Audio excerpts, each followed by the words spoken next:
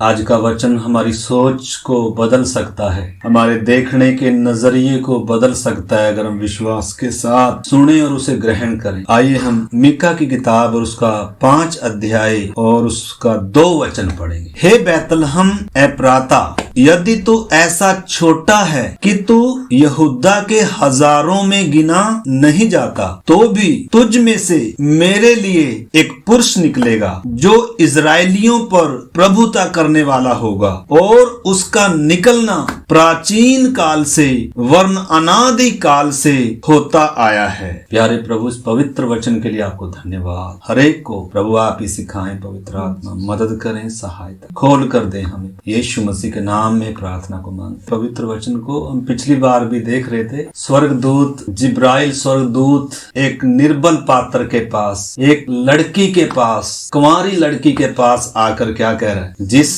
स्त्री को शैतान ने भरमाया, उस कमजोर पात्र के द्वारा, जहाँ से कोई उम्मीद नहीं है, बिना पुरुष के बच्चा हो नहीं सकता, अनहोना है, सोचना भी मूर्खता की बात है, जहाँ से कोई उम्मीद नहीं है। हम देख रहे थे स्वर्गदूत ने उसको भी आकर कहा, आनंद और जय तेरी हो, जिस पर परमेश्वर का अनुग्रह हुआ है। तू गर्भवती होगी और तुझे पुत्र उत्पन्न होगा और तू उसका नाम यीशु रखना, और वो परम प्रधान परमेश्वर का पुत्र कहलाएगा, और प्रभु परमेश्वर उसके पिता दाऊद का सिंहासन उसको देगा, और वो इजराइलियों पर प्रभुता करने वाला होगा। कमजोर पात्र को परमेश्वर चुनाव कर रहा है। उसी प्रकार इधर, हे बैतलहम एप्राता, यदि तू ऐसा छोटा है कि तू हजारों में गिना नहीं जाता, मतलब तेरी कोई वैल्यू नहीं है। आपने समझना, मेरी और आपकी भले ही कोई वैल्यू ना हो, लेकिन परमेश्वर ने हमारा चुनाव किया है। जैसे मरियम का चुनाव किया, जैसे इस बैतलहम का चुनाव किया।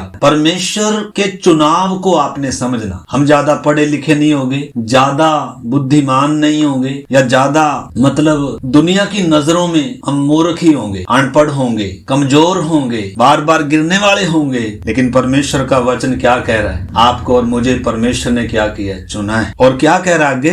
कह रहा है, तुझ में से मेरे लिए एक पुरुष निकलेगा जो इजराइलियों पर क्या करेगा? प्रभुता करेगा, और उसका निकलना प्राचीन काल से वर्ण अनादि काल से। पहली बात तो हम देख रहे थे उसमें, प्रभु यीशु मसीह कौन है? अनादि काल का परमेश्वर है, उसकी कोई शुरुआत नहीं। हर किसी की एक शुरुआत है, परंतु प्रभु यीशु मसीह की कोई शुरुआत नहीं है। मरियम के गर्भ में आने से पहले वह है, आता रहा है, प्रकट होता रहा है, बातें करता रहा है, लेकिन देह को धारण किया मरियम के द्वारा। मरियम को उसने चुना। तो हमने उस बात को समझना है। इन दिनों जब हम दुनिया ने क्रिसमस मनाया, 25 दिसंबर मनाया, उसको एक शुरुआत दिया। हमारे प्रभु यीशु मसीह से 25 दिसंबर को कोई वास्ता नहीं, कोई दूर दूर तक कोई वास्ता नहीं। दिसंबर महीने में भी यीशु पैदा नहीं हुआ। अप्रैल और सितंबर के बीच में यीशु मसीह देहधारी हुआ है, जब गडरिये बार मैदान में अपनी भेड़ बकरियों को रखवाली कर रहे थे। दिसंबर महीने में इजराइल में इतनी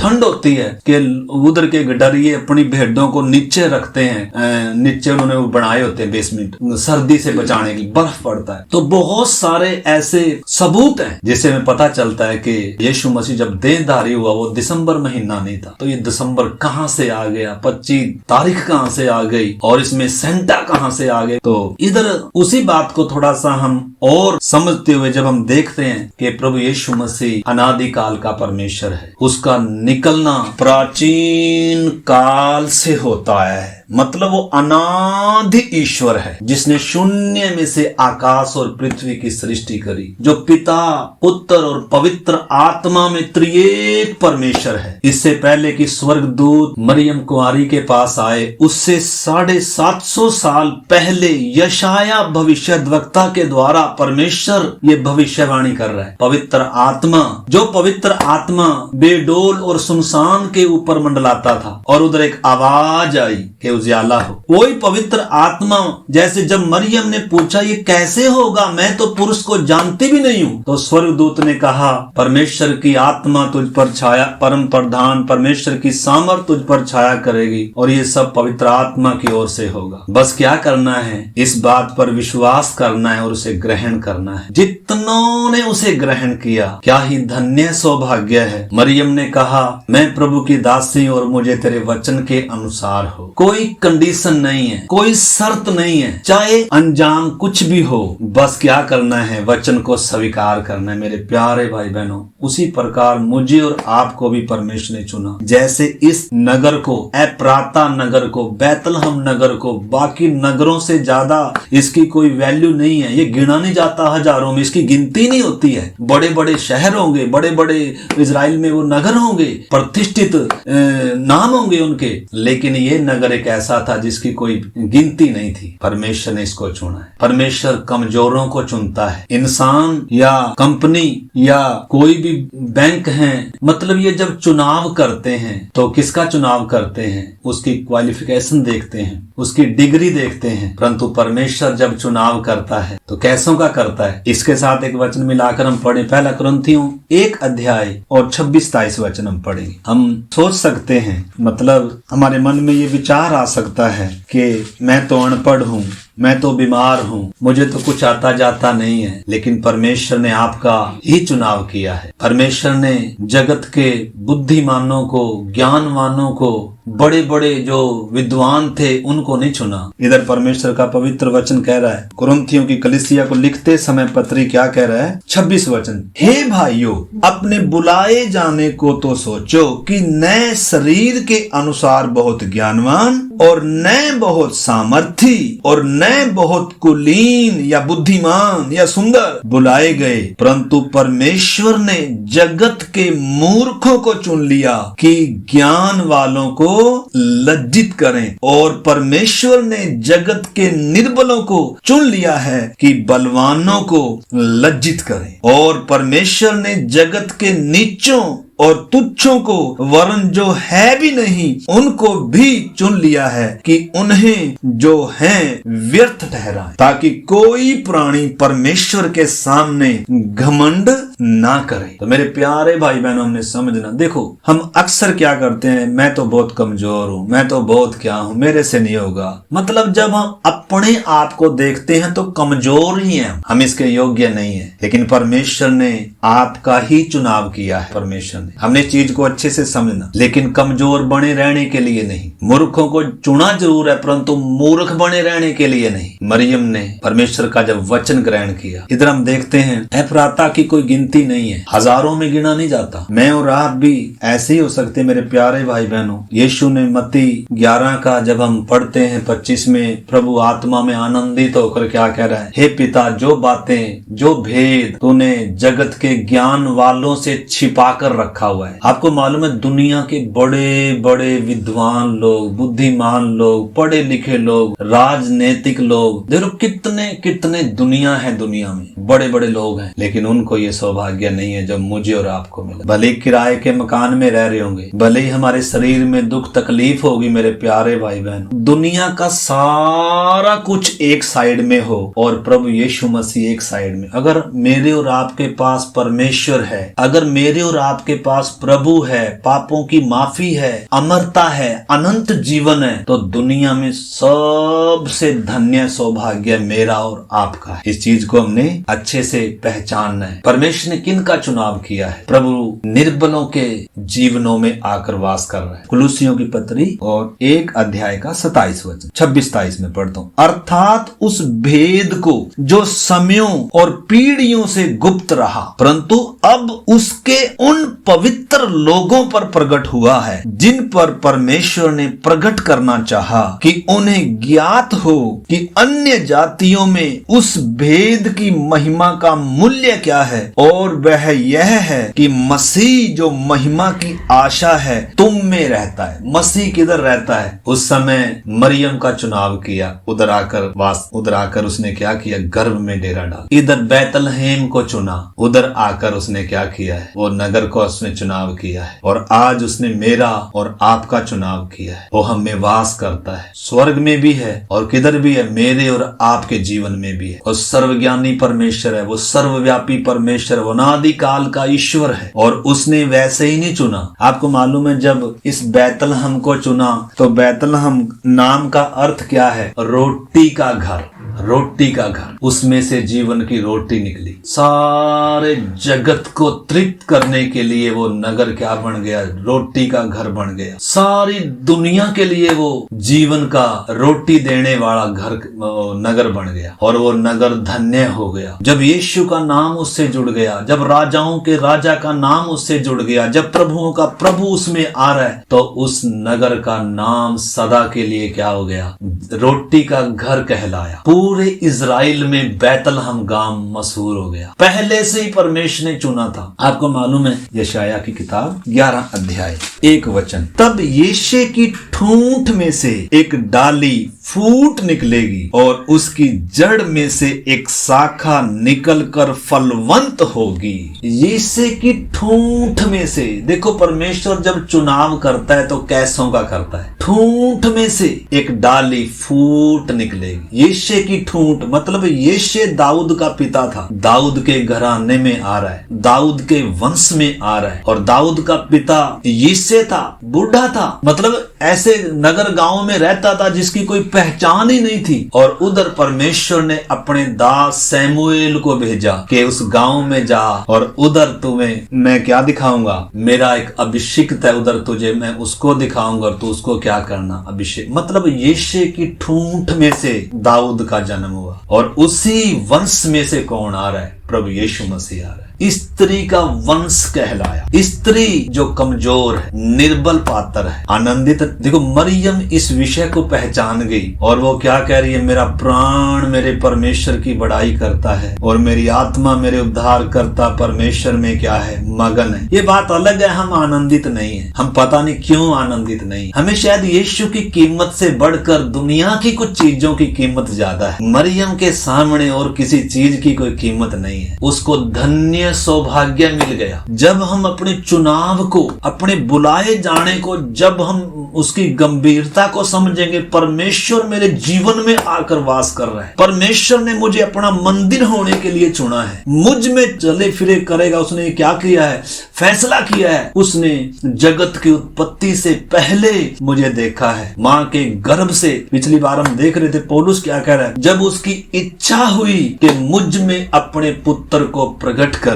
एक बार और मैं उस वचन को पढ़ूंगा, गलातियों की पत्री 1 अध्याय 15 से। परंतु परमेश्वर की जिसने मेरी माता के गर्भ ही से मुझे ठहराया और अपने अनुग्रह से बुला लिया, जब इच्छा हुई कि मुझ में अपने पुत्र को प्रकट करे। परमेश्वर की इच्छा है कि मुझ में और आप में अपने पुत्र को प्रकट करे। यीशु मसीह प्रकट में आएगा, हर एक आंख उसे देखेगी, हर एक घुटना उसके आगे झुकेगा, हर जीव उसे मानेगी और उसके अलावा दुनिया में किसी का नाम नहीं होगा। राजाओं का राजा दाऊद के सिंहासन पर बैठकर यरूशलेम के मंदिर में 1000 साल धरती पर राज्य करने के लिए आ रहा है। धार्मिकता का राज्य स्थापित करेगा। जो ये भविष्यवाणी हो रही है, ये वास्तव में शारीरिक रीति से, भौतिक रीति से अब होने जा रही है, लेकिन उससे पहले अभी आत्मिक अधिकार प्रभु ने लिया। पाप मानव जाति पर राज्य करता था, आज भी कर रहा है, जो अभी भी यीशु के पास नहीं आए। शैतान दुनिया के ऊपर राज्य कर रहा है और उनको भरमा कर रखा हुआ है। और मृत्यु, हर एक, जब से पाप जगत में आया तब से मृत्यु इंसान के ऊपर राज्य। इन 3 बड़े शत्रुओं को प्रभु यीशु मसीह ने इनकी प्रभुताओं को तोड़कर आत्मिक अधिकार लेकर और हमें क्या कर दिया? अपने राज्य में उसने क्या करवाया? प्रवेश कराया। अंधकार के वश से छुड़ाकर, मृत्यु के भय से हमें मुक्त कर दिया। दुनिया पर जब ये चीजें राज्य कर रही हैं, दुनिया को तो नींबू मिर्च टांगने ही पड़ेंगे, दुनिया को तो अपनी अच्छी गाड़ी के ऊपर फटा जूता टांगना ही पड़ेगा, लेकिन हमने समझना यीशु मसीह के लहू की कीमत कितनी ज्यादा है। परमेश्वर के लोगों के ऊपर कोई जादू टोना भी नहीं चल सकता। दुनिया रास्ते पर चलते हैं तो बिल्ली रास्ता काट जाते हैं तो रुक जाते हैं, पता नहीं क्या होगा, थोड़ी देर रुक जाते हैं। किसी ने छींक मार दी तो रुक जाते हैं। आपने समझना है, हमें बहुत सारे, कई बार क्या नहीं हमें मालूम होती, यीशु के लहू की कीमत मालूम नहीं होती। आज भी कई बार डर हमारे अंदर क्या करता है, डर राज्य करता है कईयों के अंदर। छोटे बच्चे हों, बड़े बच्चे हों, हमारे घर में नींबू मिर्ची नहीं टंगती, टांगनी भी नहीं है, तागे दबीज, ये टिक्के टाके ये भी नहीं लगाने। आपने समझना है, काला टिक्का नजर न लगे। काश हमें ये बात समझ में आ जाए। तो आदम में सब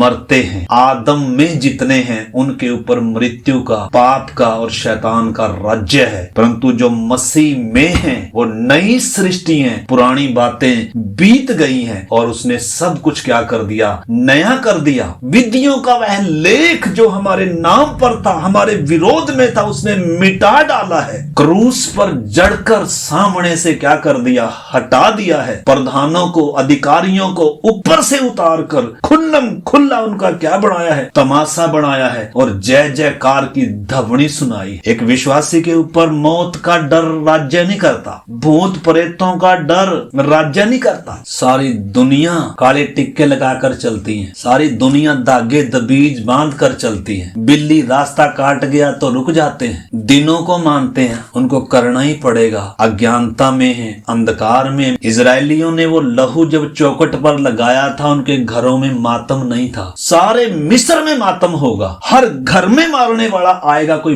बच नहीं सकता, चाहे फिरौन, बड़े से बड़ा फिरौन भी क्यों ना हो। चक्की पीछने वाली दासी से लेकर फिरौन के महल तक जहां इतनी सुरक्षा है, वहां भी मौत का दूत आएगा। परमेश्वर के न्याय का विस्तार है। ये सब ने पाप किया है और परमेश्वर की महिमा से रहित है।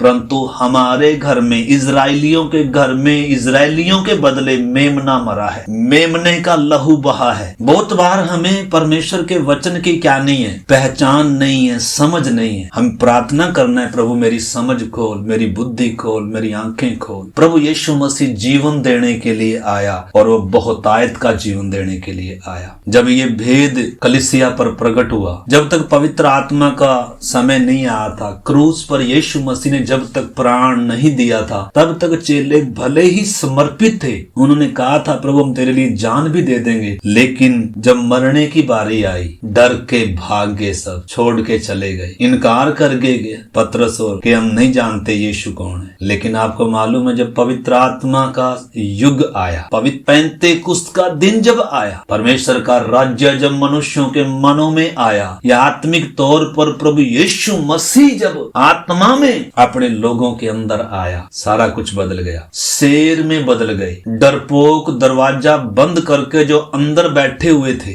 दहाड़ रहा है पतरस बाहर खड़ा होकर, उन्हीं यहूदियों के सामने, उन्हीं पुरोहित समाज के सामने, उन्हीं फरीसियों सदुकियों के सामने जिन्होंने यीशु को कभी स्वीकार ही नहीं किया था, इन्हीं गलियों से वो नंगा कर कर यीशु को ले गए थे, उन्हीं के बीच में खड़ा होकर जब पतरस कह रहा है कि तुमने जीवन के कर्ता को क्रूस पर चढ़ाकर मारा है, परमेश्वर ने उसी यीशु को मसीह भी ठहराया और प्रभु भी ठहराया। उसकी देह सड़ने नहीं पाई और उसके हम क्या हैं, गवाह हैं। सुनने वालों के हृदय छिद गए, ओहो ये हमसे क्या हो गया। पवित्र आत्मा ने उनकी समझ खोल ली और उसी दिन उनकी जिंदगी बदल गई। 3000 लोगों ने उसी दिन क्या लिया, बपतिस्मा लिया और उस झुंड में मिल गए, स्वर्गीय राज्य के अधिकारी बन गए। बहुत बार हम वचन सुनते हैं, लेकिन वचन हमारे ऐसी जमीन हो जाता है, कई बार हमारा मन और हृदय जैसा मार्ग के किनारे की जमीन हो, रौंदा जाता है, जिसपे वचन पक्षी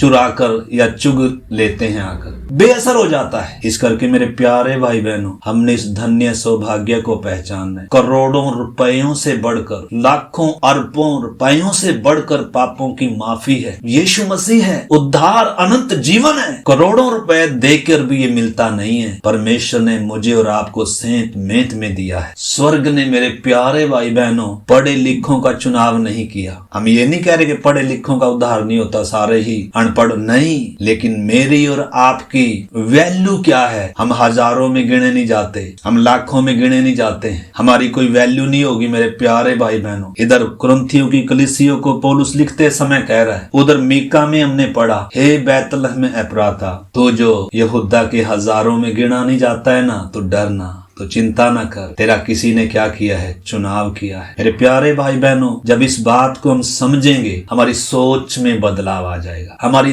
दृष्टि बदल जाएगी और हमारी चाल भी बदलना क्या हो जाएगी, शुरू हो जाएगी। जब तक ये चीज समझ में नहीं आएगी, हमारी सोच में बदलाव नहीं आएगा। और मौत का भय, बीमारी का भय, गरीबी का भय या अन्य प्रधानों का, अधिकारियों का भय क्या करेगा, राज्य करेगा। और प्रभु ने ऐसे जीवन के लिए उद्धार दिया नहीं है, एक जय का जीवन। पौलुस कहता है प्रभु हमें हर समय जय के उत्सव में लिए फिरता है, जय के उत्सव में। उनको पौलुस और सिलास दिन भर प्रचार किया, उनको पथराव किया है, जख्म में कोड़े मारे हैं और रात को उनको काट के उसमें ठोक के रखा हुआ है, पांव उनके काठ में ठोक के रखे हुए। आधी रात के लगभग क्या कर रहे हैं, हम होंगे तो क्या करेंगे, लेकिन वो क्या कर रहे हैं, आधी रात के लगभग लिखा है वो परमेश्वर के क्या गा रहे थे, भजन गा रहे थे। ये कैसे हो सकता है, काठ में ठुके हुए हैं, भूखे हैं दिन भर के, मारा है, निंदा बदनामी ठट्ठों में उड़ाया। हमारे जैसे तो होंगे आधे ही मर जाएंगे, हमारे जैसे तो।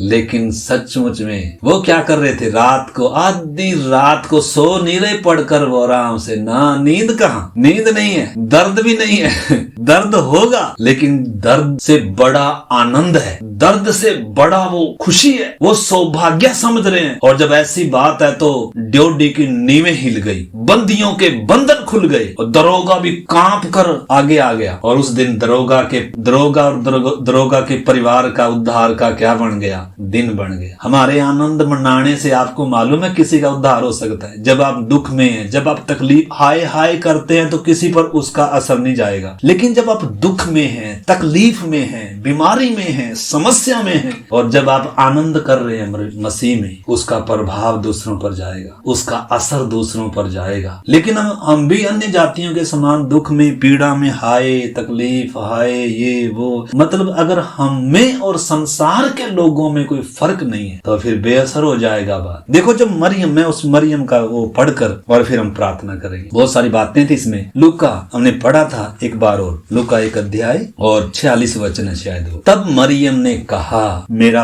प्राण प्रभु की बड़ाई करता है और मेरी आत्मा मेरे उद्धार करने वाले परमेश्वर में आनंदित हुई, क्योंकि उसने अपनी दासी की दीनता पर दृष्टि की है। इसलिए देखो अब से सब युग युग के लोग मुझे धन्य कहें। क्या ही धन्य सौभाग्य है जिसको प्रभु संसार में से चुनकर अपने करीब आने का क्या देता है, सौभाग्य देता है। टाटा अंबानी कुछ भी नहीं है, रतन टाटा एक विश्वासी के सामने कुछ भी नहीं है। ये सब दुनिया का धन दौलत, सोने चांदी का चाहे आसमान तक ढेर लगाओ किसी के पास, एक विश्वासी की नजरों में, एक आत्मिक व्यक्ति की नजरों में वो कूड़े के सिवाय और कुछ भी नहीं है। पौलुस कह रहा है मैं सब बातों की हानि उठाई और सबको क्या समझता हूँ, कूड़ा समझता हूँ। सोच में बदलाव आ जाता है। संसार का व्यक्ति पैसे को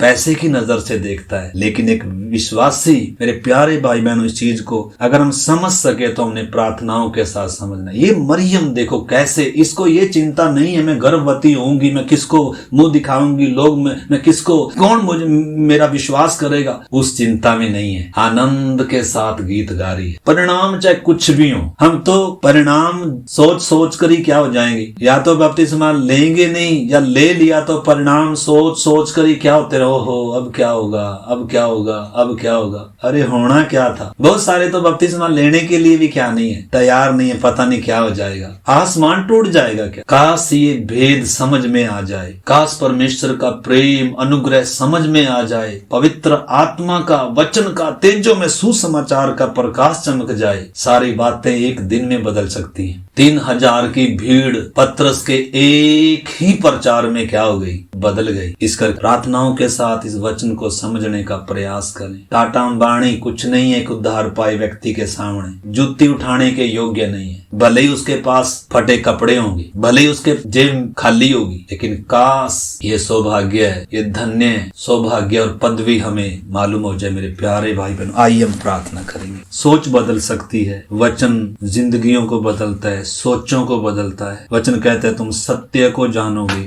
और सत्य तुम्हें आजाद करेगा। ये सत्य है कि परमेश्वर ने मुझे और आपको चुना है और वो महिमा की आशा मसीह हम में वास करता है। क्या आप तुम नहीं जानते? पौलुस कहता है तुम परमेश्वर का मंदिर हो। क्या तुम्हें मालूम नहीं है तुम दाम देकर खरीदे गए हो? तुम्हारी देह पवित्र आत्मा का निवास स्थान है। समझ सके तो समझे मेरे प्यारे भाई बहन। हालेलुया। जिन्होंने ये भेद को पहचाना, ओहो, उनकी जिंदगियां बदल गई, उनकी सोच बदल गई। मेरे प्यारे भाई बहनों, इतिहास गवाह है, बाइबल गवाह है, उन्होंने जगत को उल्टा पुल्टा कर दिया, हिला दिया। हमारी नजरों में कीमत किसकी है? हमारी नजरों में वस्तुओं की कीमत है या यीशु मसीह की कीमत है? और नंगा क्रूस पर हम गुनहगारों के लिए लटका है। ये भेद हर एक पर इन दिनों खुलने पाए, समझ खुलने पाए, बुद्धि खुल जाए, आंखें खुल जाएं। ओ हालेलुया। प्रभु आपने हमारा चुनाव किया, बैतलहम का चुनाव किया, यीशे का चुनाव किया, मरियम का चुनाव किया। ओ हालेलुया। जगत के मूर्खों को, तुच्छों का चुनाव किया प्रभु जी। हालेलुया। धन्यवाद हो प्रभु जी। आज प्रभु कोई भी शर्माए ना प्रभु। ओ प्रभु, जैसे तूने कहा है, जो कोई इस व्यभिचारी पीढ़ी के सामने मुझसे और मेरे वचन से, मेरी बातों से लज्जाएगा, मैं भी उससे लज्जाऊं। हालेलुया। आइए हम प्रभु यीशु के कारण लज्जाएं ना मेरे प्यारे भाई बहनों, बल्कि सौभाग्य समझें, आनंद समझें, खुशी का बात समझें। आइए आज, अभी तक अगर आपने प्रभु के लिए अपना मन नहीं खोला, आज अपने मन को खोलें, आज अपने हृदयों में उसे जगह दें। वो आप में वास करना चाहता है। आपका सृजनहार, सृष्टि करता। मरियम ने अपना मन खोल दिया, अपना शरीर दे दिया, अपना जीवन सौंप दिया।